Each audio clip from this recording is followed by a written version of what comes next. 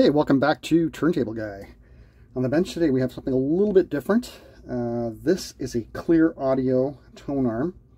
The gentleman just brought over the Tonearm, not the entire turntable, because he was trying to, I guess he broke off some of these pins on the wires here, and the Tonearm wires, and I tried to resolder them, and he did a real butcher job of it.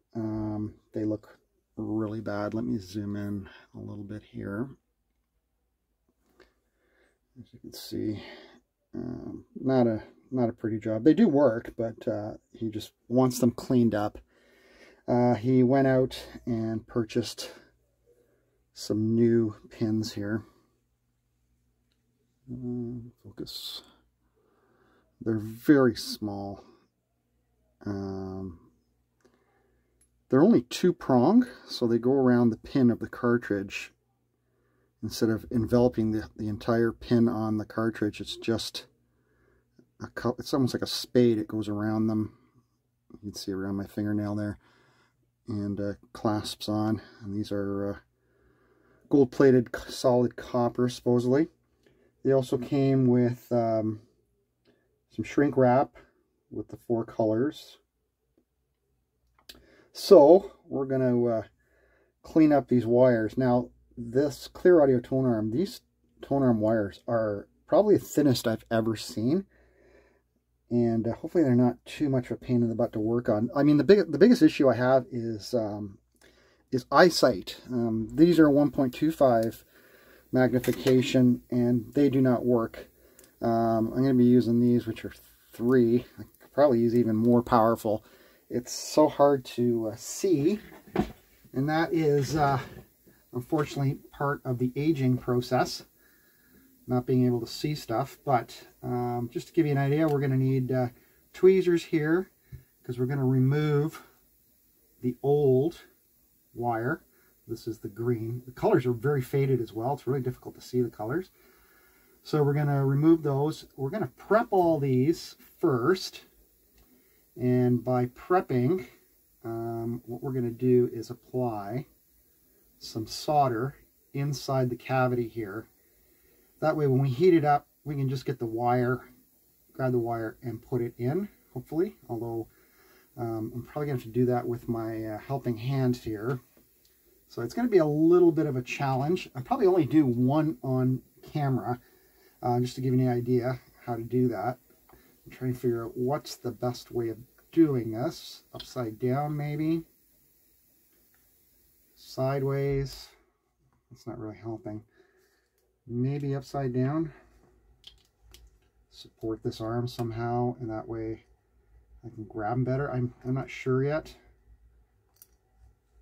Like I said, these wires are so tiny and frail. Got to be very careful not to burn them, because there's a little bit of play here, but not a lot. So I'm going to heat up the iron, and I'm going to try to zoom in as best as I can here and try to center this as well.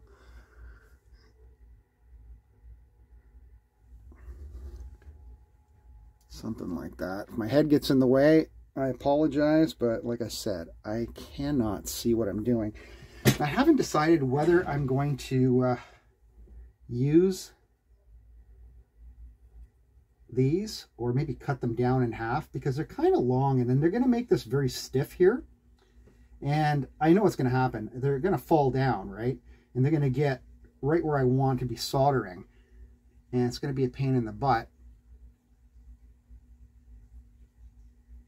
I suppose I could put them on afterwards, right? They should slide in through the front as well, I think. Yeah, it's tight, but maybe not. So that's a bit of a bugger. I definitely don't want to use all of it. I'm going to tell you that right now. So let's see here.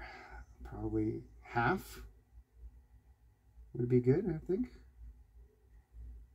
All right, we'll go half. See how that works.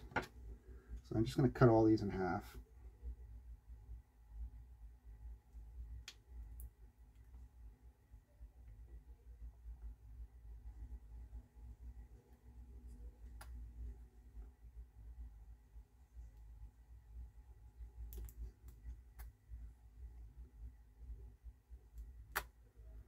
Here are those. And let's do red first because it's the easiest color to see. We'll just tuck the other wires out of the way here.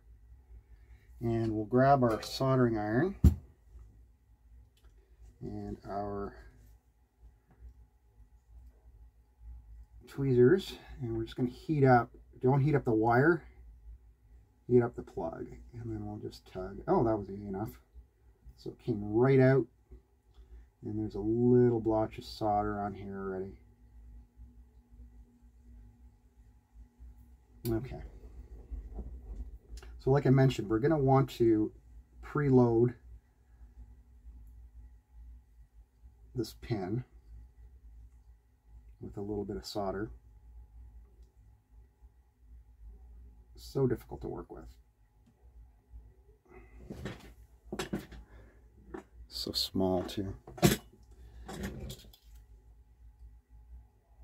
Move those out of the way. Throw that in the garbage.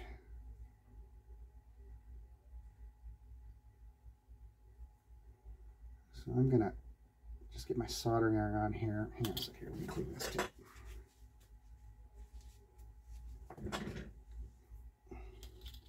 Just try to hold her down a little bit here. Actually, you know what I forgot to do, which 90% of people forget to do, is to put your shrink wrap on, of course.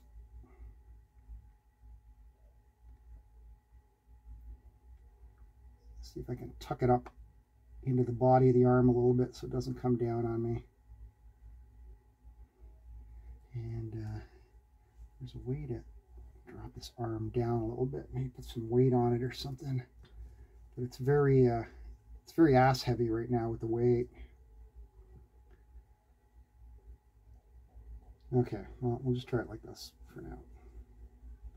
With a little dab of solder.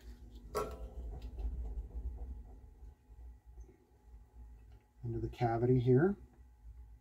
I'm going to burn myself. This is going to get hot fast.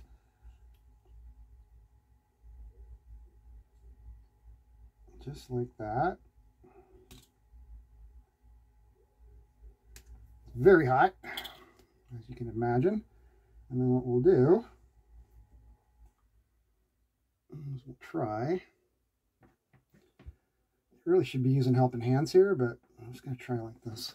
Can you see that all right? There. The arm's right up in view here. Yeah, that's better. So we're just going to heat this up.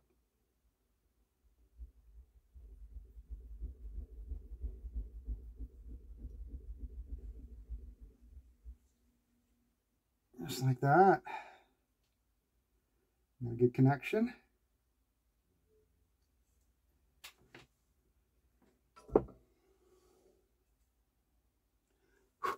Oops. Blew all my things away.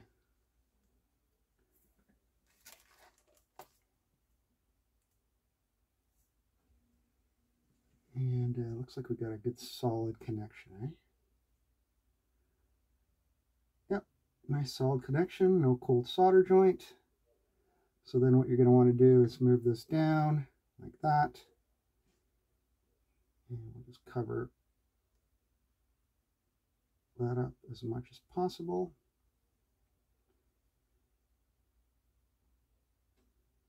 And heat that up, and that'll be it. Now, where did that, what color did I lose here? White. Figures.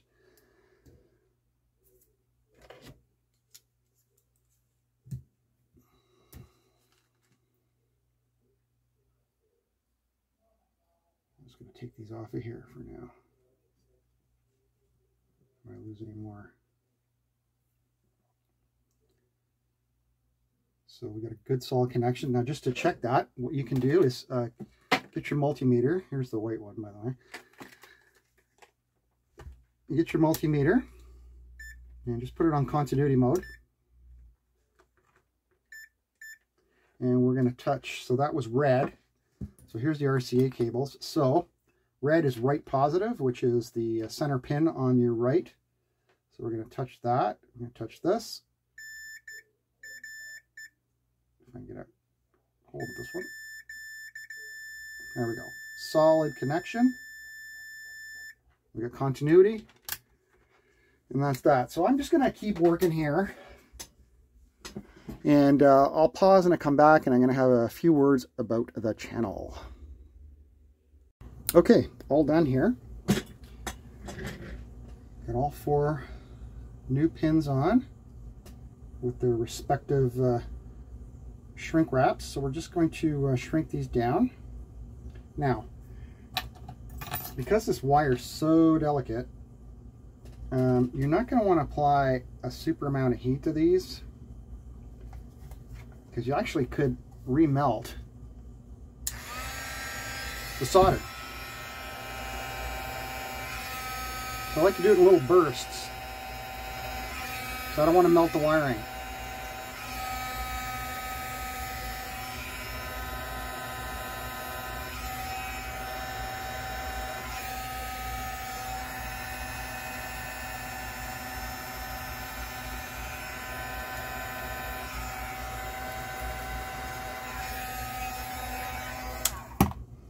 The one just slipped off.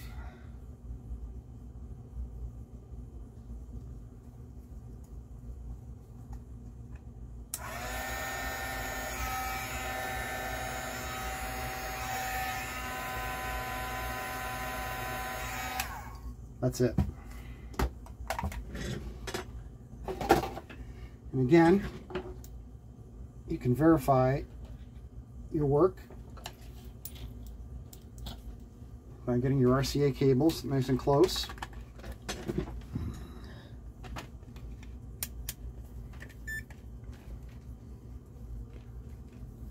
And we'll just put our meter on continuity mode here.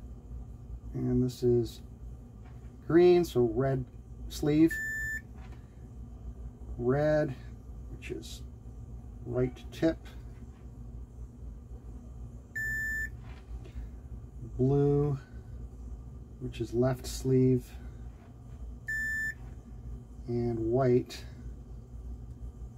which is the shortest cable on here. I wonder if he had issues when he tried soldering it himself.